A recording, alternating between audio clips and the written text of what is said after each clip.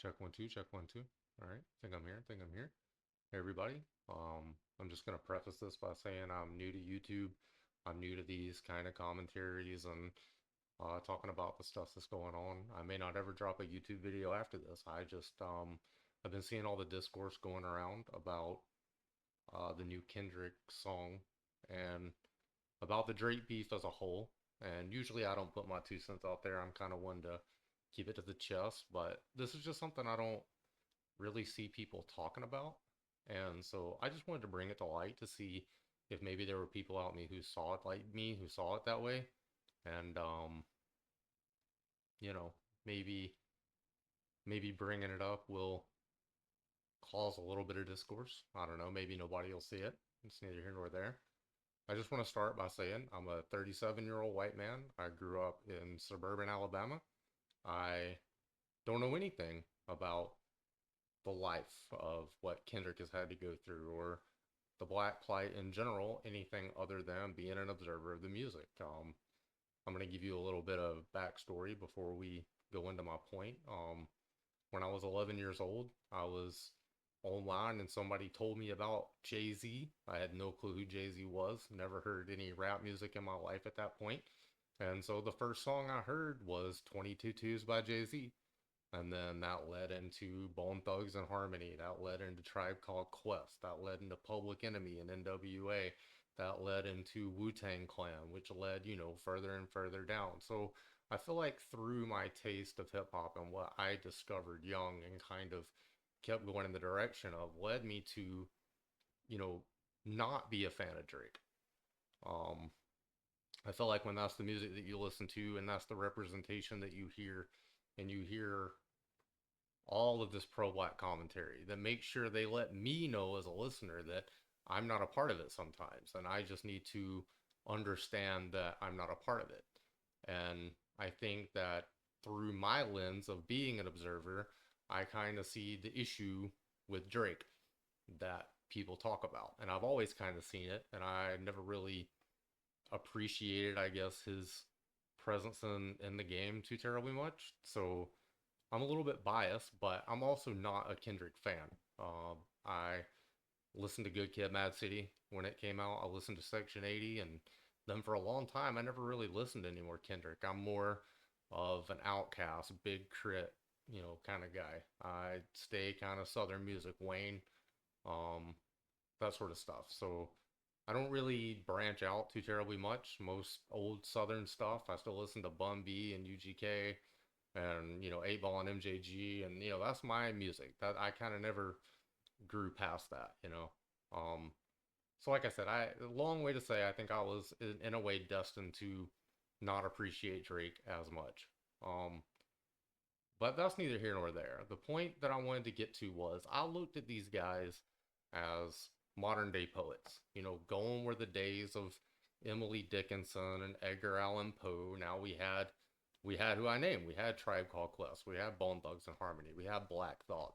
We had all these amazing people. The list can go on and on and on, but we had all these amazing people that were telling their stories and recanting their struggles, and even to people like me who wasn't a part of it, we were able to experience in a way that was almost visual through their words. You could see what they were talking about. You could see the struggle, and even though you couldn't understand it, um, you could see it. You could feel it. You could look at a black friend of yours that may be struggling with the same thing or got pulled over being profiled for something they didn't even do, or hard questioned by the police for something they didn't even do just because of the color of their skin. And yeah, I've seen it time and time again. I've been with friends out and been pulled over just because I had a black guy in the car with me. I've seen it. I live in the South. I know, exactly what the situation is. So being able to hear these guys, it just gave me this new perspective, and it made me want to write. It didn't make me want to be a rapper because I'm not a rapper. I'm not destined to be a rapper. But it made me want to write. It made me want to pick up a pen. Listening to these guys made me want to pick up a pen. It made me want to write. And so when I got older and I had a little bit more, I was past 11 years old, I had a little bit of more thought behind me. I did start to write and write poetry because of these guys. Because, I mean, I idolized them all, not in some godly way, but in a way that, they were promoting pen to pad. And I love that. and I always love that. So I just wanted to state, just so this video doesn't go on forever and I don't ramble forever, the point I'm trying to make is that Kendrick made people care about the written word again. I've never seen in all my time all these reactors out here with these genius annotation pages like this right here, and they're going through it line by line. They're reading everything, they're dissecting everything. And I think that is where Kendrick won. I don't really think the rollout matters when the rollout matters. I think the right people are getting mad at it and the right people are enjoying it. And it's it's been beautiful to see the words matter again. And I don't know. I mean, that's really it. That's all I really want to talk about just for a little bit, and to give credit to Kendrick for it, and even Drake to a certain degree because they were dissecting him as well. I just think it's great that we care about the written word again, that people are anticipating Kendrick to drop, and the first thing they think about when Kendrick drops anything is to pull up Genius and to read the lyrics and to read everything line by line and care about it and dissect it. And I think if Kendrick never did anything again, he already won, because he has people now. Kids, I see these kids, these reactors on YouTube can't be any older than 18 to 22 years old. And these cats are line by line. They're learning about doubles and triples. They're learning about metaphors and similes. They're learning about how these things are written. They're learning all these technical things, all because Kendrick has put this in the limelight again for people to think, huh, what is he saying? You know, what is he really thinking? And I feel like that's the issue with Drake, and where it's been so surface level. You never really needed to look it up. And the era that I came from was always shrouded in something. There was always a hidden meaning behind it. There was always, doubles and triples. Everything written back then was of that vein. Not everything, obviously, but the stuff that I personally listened to and appreciated were of that vein, and they made me appreciate the written word. So that's all I really wanted to say. Nothing really deeper than that. I feel like everyone's already reviewed this and dissected it and gone through it, and there's 1,000 reactions, and there's a ton that we could talk about. But mainly, the main thing is that people care about the written word, and I think that it doesn't matter how you look at or how you spin it or any other way. You can hate on Kendrick for it. You can love on Kendrick for it. You can do whatever. The same with Drake. I mean, Drake had people, like I said, he had people dissecting what he wrote as well. So, I mean, you can give just as much credit to Drake as Kendrick in this situation, even though I'm not as big of a fan of Drake. Um, but the fact that hip hop has come back to people care about the words again, I think is the most important thing that we can take away from this entire thing.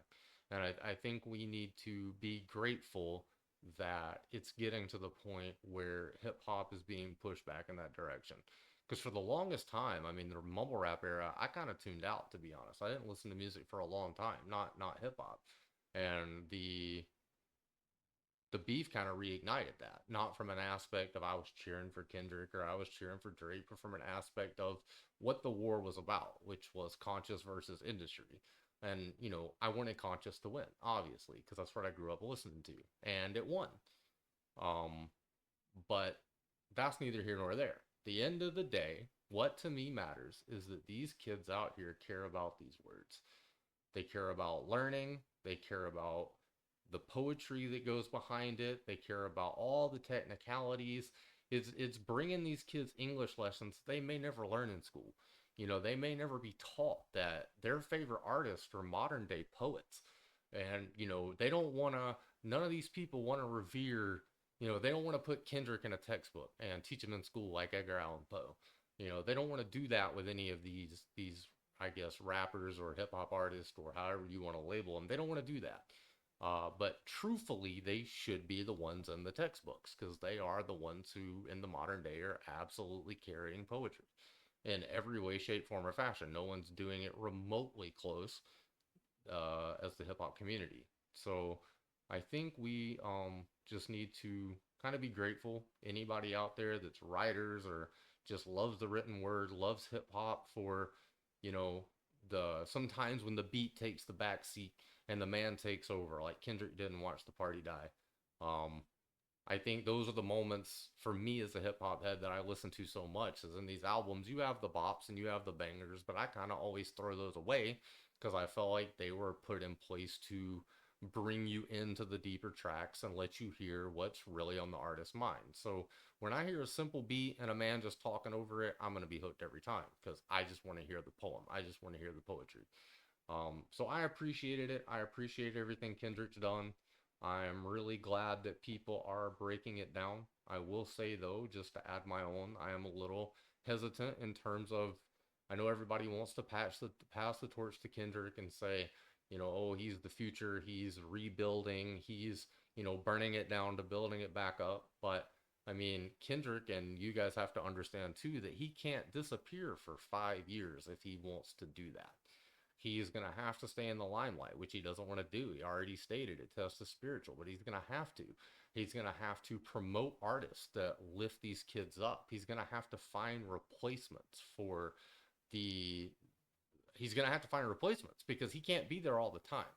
And if he doesn't have anybody to release records, to release more conscious stuff that's mainstream while he's away or while he's taking breaks, then it's just going to go back to the status quo.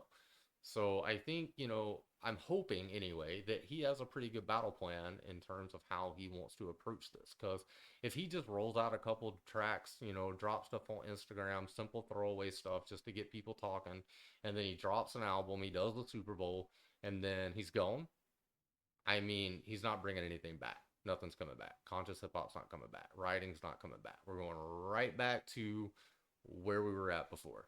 So I really hope that Kendrick has artists to promote. I hope he pushes them. I hope he tries to get them mainstream. I hope he can get them to catch on and get people to listen to that more conscious stuff. Because if he doesn't have anybody to fill in the gaps when he's not there, I just really don't see this movement making any traction or making any headway. Because the industry's big, man. And they are going to do anything they can to win. So if he's not there and he's not always in your face and he's not present and he starts taking a back seat, if Drake or any of these other people that Kendrick don't like start putting out music that tops the charts and rules the airways, then everything he did is falling on deaf ears and he doesn't win. But for right now, he has people interested in poetry. He has people interested in the written word. He has people, he's going to inspire a new generation of kids to pick up a pen in whatever way, novels, poetry, doing their own rapping, doing whatever with the word. They'll do it now because Kendrick has inspired them. They've gotten into these Genius pages. They've clicked on all these links right here. They've read all these breakdowns and they're like, Matt, I want to do this too. And if he can continue on this pace, it's beautiful. It's absolutely beautiful. I will appreciate him forever. And even as somebody who hasn't listened to him in a long time, now everything he drops, I want to hear because I want to hear if his I guess idea, if he's going to put it into action, if he's really going to revitalize the game and change it and bring it back to the words and bring it back to inspiration and enlightenment and uplifting. Um, and that's what I want to see, and I hope that's what most old school hip hop heads want to see. So we'll see where time is, but I am a little hesitant. If you want my worthless opinion, I'm a little hesitant to say right now that this is going to have a massive impact on the genre. But I think if he can keep his foot on the throat of the genre and he can push it and he can find artists to promote that will push it, that people will enjoy. I think that's the biggest thing. I mean, he has to find notable replacements. He can't be everywhere all the time, regardless if he's the boogeyman or not. He can't. And then, I mean, you guys know how he talks. He obviously doesn't want to be there all the time. So I just want to see where it plays out. I want to see what he what he does, what he's capable of doing with this limelight that's been put on him, with this stage that's been placed under him, and just see where it all goes. But yeah, I just want to give a shout out to Kendrick for really getting these people interested in poetry again. I love it. I appreciate it, and I hope y'all do too. Anyway, that's all I want to talk about. If y'all sat through this whole thing, I appreciate you. If you guys are interested in any of this, just comment. I may release some more videos or commentary or talk about it. I'm sorry I don't have anything on the screen. I kind of do this, you know, impromptu. I don't really have a good mic. I don't have a camera. I don't have any of that fancy stuff. So if any of y'all mess with this and know a way that, you know, I could present better or show it better to you guys, let me know. And if I have any more commentary or anything to say, I will say it. But I appreciate y'all for listening and have a good one. Peace.